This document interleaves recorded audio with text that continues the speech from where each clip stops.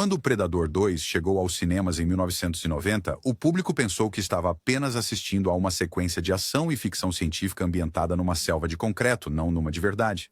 Mas e se o elenco e a equipe estivessem, na verdade, criando algo muito mais profético? Uma visão de Los Angeles que se tornaria assustadoramente precisa décadas depois? E se os detalhes, ocultos à vista em todo o filme, desde as guerras de gangues e a visão profética de polícias militarizadas e degradação urbana, não fossem apenas escolhas criativas, mas uma janela para o nosso futuro? E se o fracasso comercial do filme mascarasse o que mais tarde seria reconhecido como uma expansão inovadora do mito do predador? Vamos desvendar o filme que foi duramente julgado na sua época, mas que desde então foi reavaliado como um clássico cult que merece seu lugar no panteão da ação e ficção científica. Vamos desvendar os segredos de produção, as escolhas de atuação e os detalhes ocultos que a maioria dos fãs nunca apreciou totalmente. Esta é a história de como Predador 2 secretamente previu nossa paisagem urbana moderna e estabeleceu os elementos fundamentais de uma franquia que continua a prosperar hoje. O detalhe que muda como você a vê para sempre. Predador 2 surgiu à sombra de seu antecessor de sucesso massivo, que se firmou como um dos filmes de ação marcantes dos anos 80. O Predador original tinha sido um sucesso estrondoso, combinando ação militar com o horror alienígena numa selva úmida da América Central. Mas à medida que os anos 80 chegavam ao fim, a equipe criativa enfrentava uma questão crucial. Como dar sequência a um filme tão perfeitamente completo? A resposta surgiu através de uma mudança ousada. Em vez de explorar o mesmo terreno conhecido, os produtores Joel Silver e Lawrence Gordon, junto aos roteiristas Jim e John Thomas, tomaram a decisão de mover a caçada da selva natural para um ambiente urbano. O ano escolhido foi 1997, que era então o futuro próximo.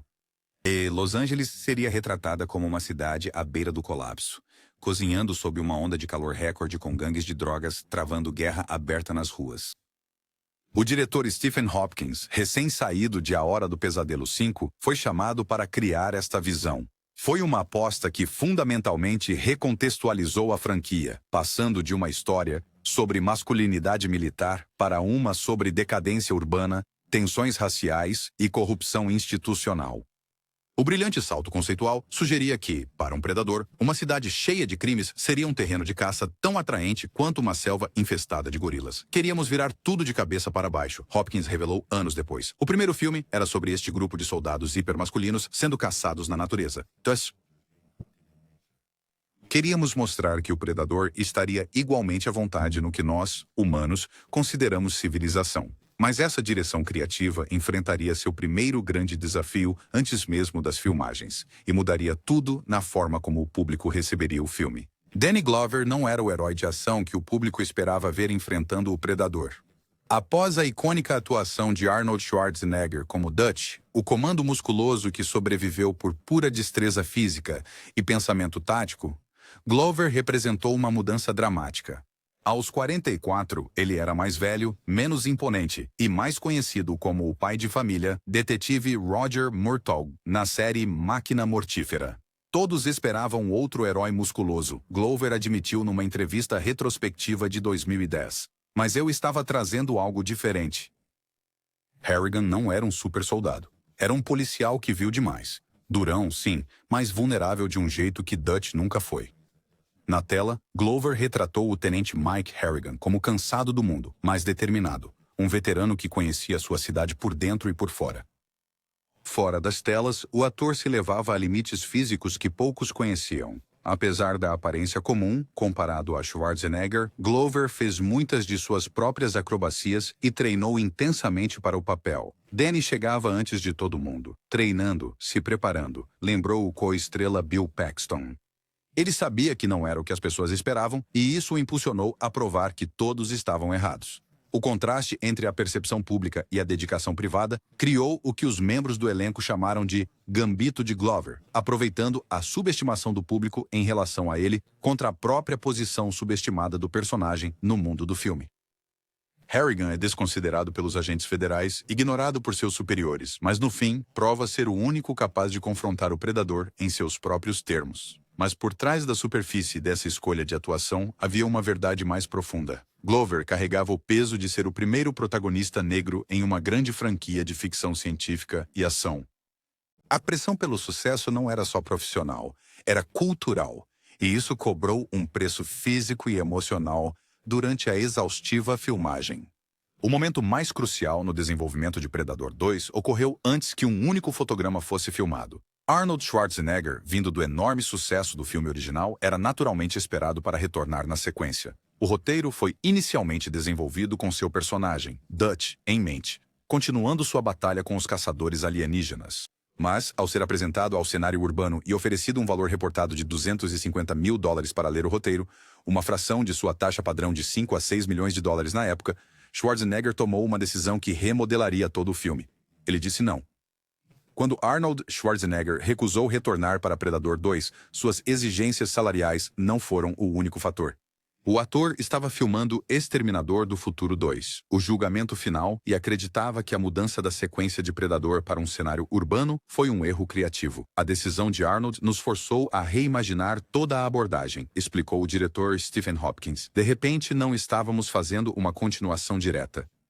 Tivemos que criar algo que pudesse, se sustentar sozinho, mas que ainda se conectasse ao que veio antes. Essa rejeição catalisou a mais significativa mudança criativa na história da franquia. Em vez de tentar reformular o personagem Dutch ou encontrar outro tipo de comando musculoso, os cineastas abraçaram a oportunidade de evoluir. Eles criariam um novo tipo de herói, mais velho, mais realista, um policial em vez de um soldado. O personagem do tenente Mike Harrigan nasceu, e com ele veio uma mudança fundamental na perspectiva da franquia. Onde o primeiro filme examinava o poder militar contra uma ameaça primordial, a sequência exploraria a guerra urbana, a corrupção institucional e um cenário moral mais complexo. O predador não caçaria mais assassinos treinados isoladamente, mas espreitaria presas numa selva urbana densamente povoada, onde as linhas entre predador e presa, tanto humanos quanto alienígenas, estavam cada vez mais borradas. Olhando para trás, Arnold ter dito, não foi a melhor coisa que poderia ter acontecido, observou anos depois o designer de produção Lawrence Paul.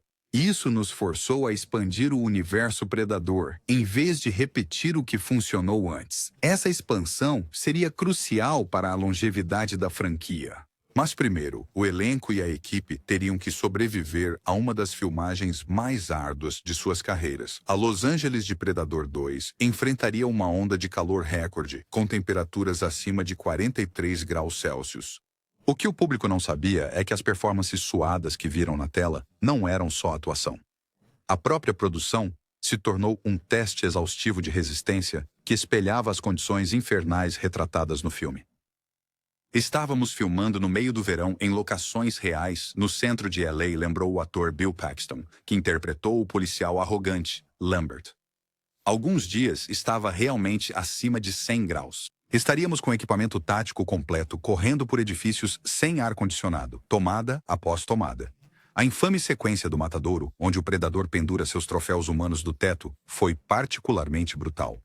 Filmado em um frigorífico real, o elenco e a equipe suportaram o fedor de carne e sangue de verdade enquanto trabalhavam com próteses pesadas e efeitos especiais sob um calor sufocante. Danny Glover, carregando o filme nos ombros, levou-se a extremos físicos que poucos conheciam na época. Danny terminava essas sequências de ação incrivelmente exigentes e simplesmente desabava entre as tomadas, revelou Gary Busey, que interpretou o misterioso agente do governo, Keys. Depois ele se recompunha quando as câmeras rodavam. O homem era uma máquina. Durante o confronto final na nave Predador, as temperaturas no cenário fechado atingiram quase 115 graus. O esforço físico, figurinos pesados e efeitos práticos levaram a múltiplos casos de exaustão por calor entre o elenco e a equipe. A equipe de design de produção, liderada por Lawrence Paul de Blade Runner, criou cenários visualmente marcantes, mas fisicamente exaustivos. As paisagens urbanas eram propositalmente claustrofóbicas e incômodas, com corredores e espaços apertados que deixavam pouco espaço para equipamentos de câmera, muito menos para lutar contra um caçador alienígena. Para Kevin Peter Hall, de volta como predador após o primeiro filme, o cenário urbano trouxe novos desafios. O ator de 2,18 metros teve que fazer acrobacias complexas, usando um traje que não só pesava mais de 90 quilos, mas também não tinha ventilação. Segundo relatos, Hall perdia até 10 libras de água por dia nas filmagens. Kevin nunca reclamou, disse Hopkins mais tarde, mas no fim de alguns dias tinham que literalmente tirá-lo da fantasia. Essa realidade de produção exaustiva criou uma autenticidade inesperada na tela. Quando o público vê Harrigan suando profusamente ao perseguir o predador por um prédio de apartamentos, está vendo um homem levado ao seu limite físico, mas em meio a essa filmagem exaustiva, os cineastas inseriam detalhes e mitologia que passariam despercebidos pela maioria dos espectadores por décadas. Apesar do espetáculo de suas cenas de ação e efeitos de criaturas, Predador 2 contém camadas de narrativa visual que a maioria dos espectadores não percebeu. Detalhes sutis, confirmados por elenco e equipe em entrevistas posteriores, mudam a forma como o filme é entendido ao ser visto com um olhar atento. O elemento oculto mais significativo aparece durante a sequência da sala de troféus a bordo da nave Predador. Por um breve momento, a câmera percorre uma coleção de crânios, troféus das caçadas do Predador pela galáxia. Entre eles, mal visível, a menos que você esteja procurando, está o inconfundível crânio alongado de um xenomorfo da franquia Alien. Aquilo foi um acréscimo de última hora, revelou anos depois o supervisor de efeitos especiais Stan Winston. Também trabalhávamos nos filmes Alien, e alguém na oficina sugeriu que colocássemos uma caveira de xenomorfo na coleção. Era apenas um divertido easter egg, não um grande plano para um crossover. No entanto, aquela única imagem fugaz acabaria por gerar uma subfranquia inteira de mídia de Alien vs Predador, romances, quadrinhos, videogames e, por fim, filmes. Um capricho criativo momentâneo gerou uma expansão multimilionária de ambas as propriedades. Igualmente ignorada foi a cuidadosa escalada da tecnologia do Predador no filme. Cada arma ou dispositivo que o Predador usa é primeiro mostrado sendo usado contra animais ou criminosos antes de ser virado contra os nossos heróis, explicou Hopkins. Estávamos a estabelecer um código moral através da narrativa visual. O Predador não mata aleatoriamente. Ele segue protocolos de caça específicos. O que o público mais ignorou foi o motivo visual intencional que ligava o Predador a Harrigan. Ambos preferem trabalhar sozinhos, desafiam seus superiores e são vistos observando a cidade de pontos altos. O predador se empoleira em telhados, enquanto Harrigan é repetidamente enquadrado, olhando para a cidade da janela de seu apartamento ou das varandas da delegacia. Estávamos sugerindo que Harrigan e o predador são dois lados da mesma moeda, confirmou o diretor de fotografia Peter Levy. Ambos são essencialmente caçadores solitários agindo por códigos próprios na selva urbana. É por isso que o confronto final deles parece inevitável. Eles reconhecem algo de si mesmos um no outro. Agora, é aqui que as coisas se complicam. Esses detalhes meticulosamente criados foram ignorados, em parte por um conflito maior nos bastidores que afetaria a recepção do filme no lançamento. O Predador original havia ultrapassado os limites de sua classificação R com sua mistura de violência militar e horror alienígena, mas Predador 2 foi concebido como algo mais sombrio, mais cru e, em última análise, mais extremo. Essa direção criativa preparou o terreno para uma batalha prolongada entre os cineastas e a Motion Picture Association of America, MPAA, que alteraria fundamentalmente a recepção do filme. A primeira versão que enviamos voltou com classificação X, revelou Hopkins num comentário do diretor anos depois. Ficamos chocados. A violência não era gratuita. Criava um mundo brutal que faria o predador caçar ali. O filme mostrava guerras de gangues, brutalidade policial e mortes rituais. Tudo antes da própria ultraviolência do predador entrar em cena, o que gerou grande preocupação com a classificação. Os executivos da Fox, já nervosos com o tom mais sombrio da sequência, pressionaram Hopkins a cortar cenas para obter a classificação R. Tivemos que fazer mais de 20 cortes diferentes, confirmou o editor Mark Goldblatt. A cada vez, removendo quadros aqui e ali, suavizando os efeitos de sangue e cortando um pouco antes dos momentos de impacto. A infame sequência do massacre no metrô inicialmente durava quase 2 minutos a mais, mostrando mais explicitamente como o predador metodicamente perseguia e eliminava cada passageiro armado. Esta versão sem cortes nunca foi lançada oficialmente. O resultado foi uma visão comprometida que não satisfez nem as preocupações comerciais do estúdio, nem as intenções criativas do cineasta. Os críticos da época notaram a violência estranhamente truncada do filme. Cenas que construíam tensão apenas para cortar em momentos cruciais, deixando o público com a sensação de que algo faltava. Gary Busey, sem rodeios, foi direto na sua avaliação. Eles queriam que fizéssemos este pesadelo urbano com gangues, drogas e um caçador alienígena arrancando colunas. Mas depois ficaram com receio de mostrar como isso realmente é.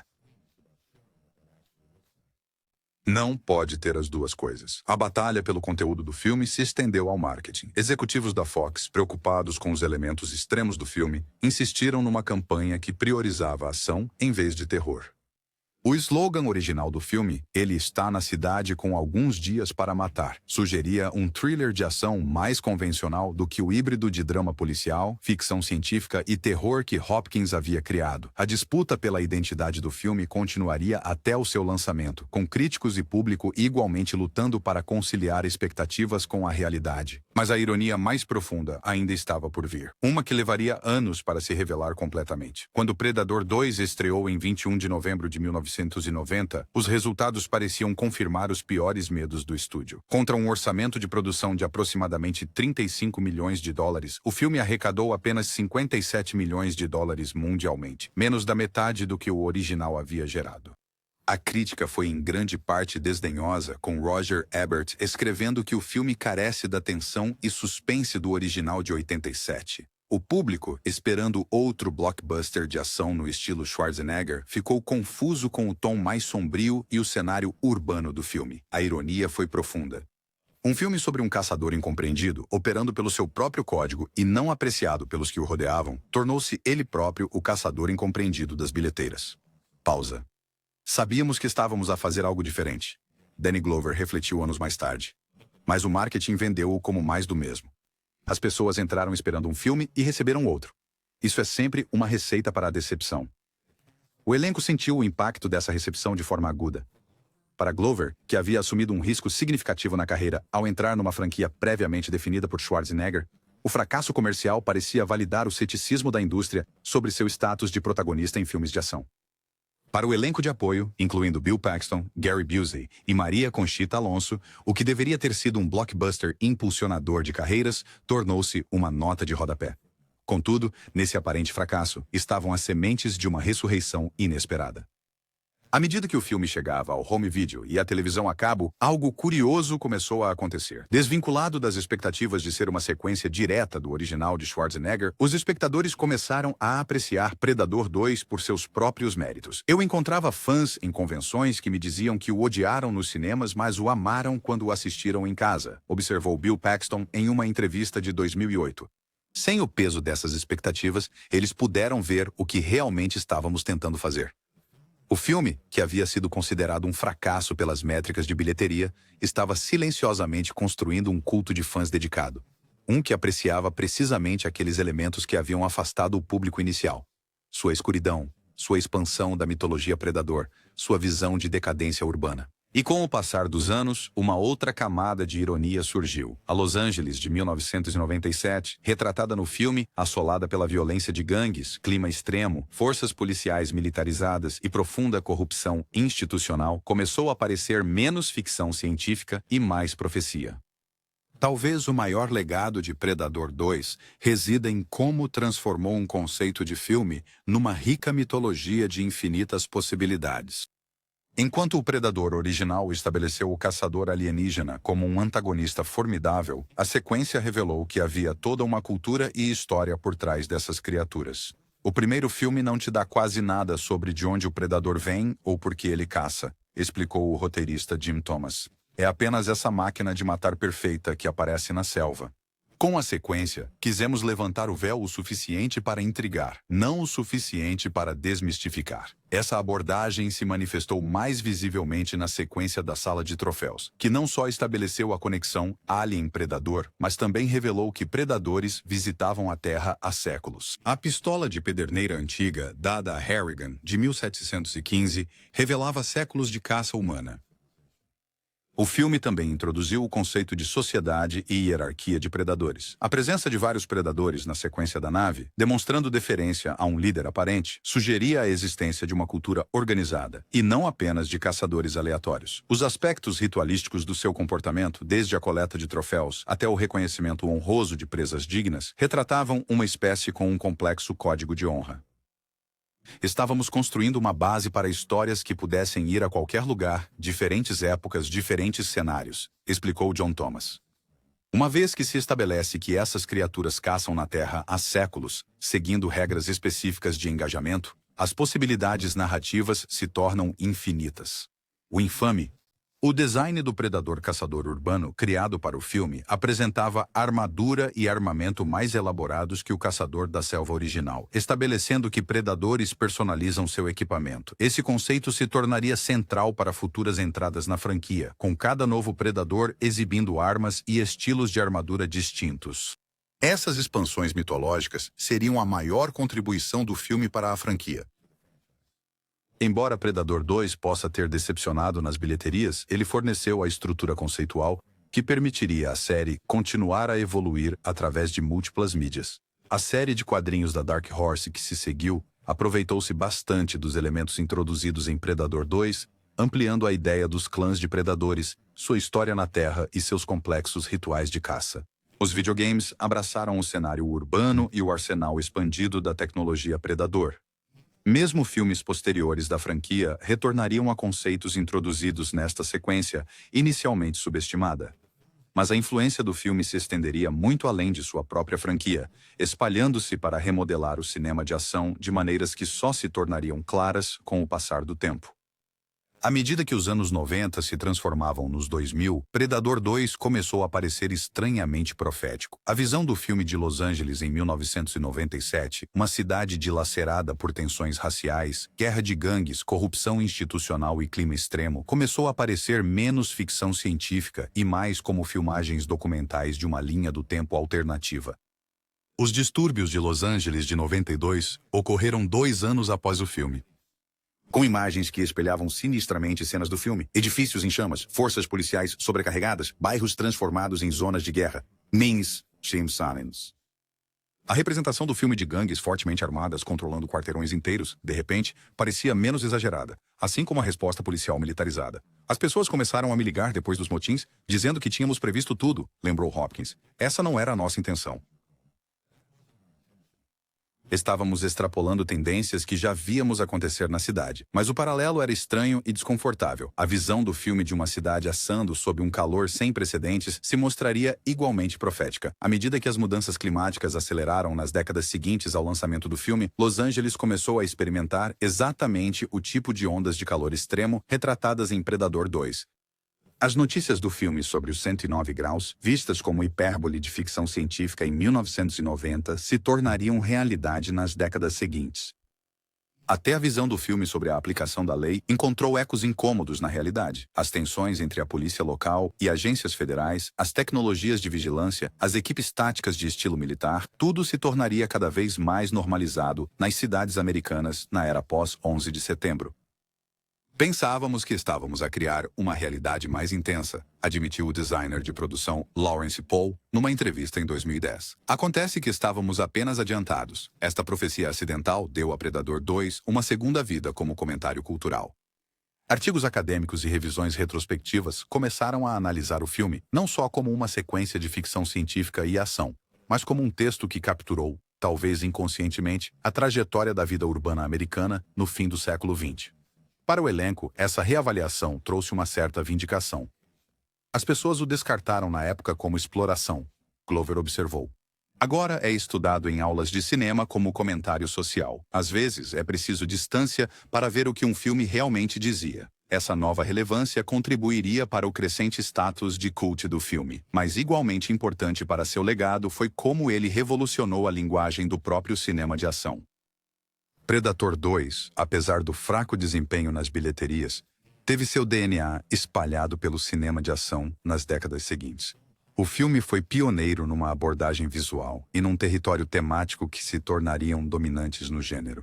Sua mistura de ação, terror e ficção científica, transitando de drama policial a filme de monstro, prenunciou a hibridização de gêneros que se tornaria padrão nos blockbusters do século XXI. O universo cinematográfico Marvel, a franquia Velozes e Furiosos e muitos outros empregariam esse mesmo movimento fluido entre convenções de gênero.